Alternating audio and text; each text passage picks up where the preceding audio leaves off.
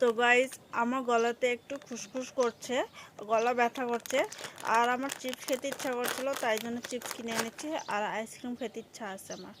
তো আপনারা বলবে, যার গলা ব্যথা করে যখন আইসক্রিম খেতে ইচ্ছা করে কি না?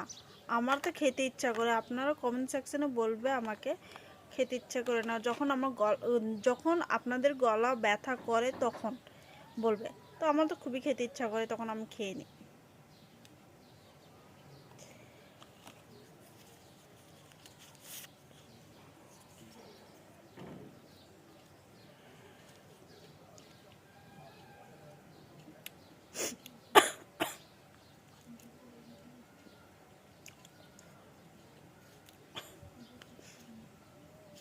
আর আমার অল্প অল্প একটু সর্দিও লেগেছে, জানি না এটা খাওয়ার পরে আরও বেশি লাগবে কিনা, আমি কিছু বলতে পারি।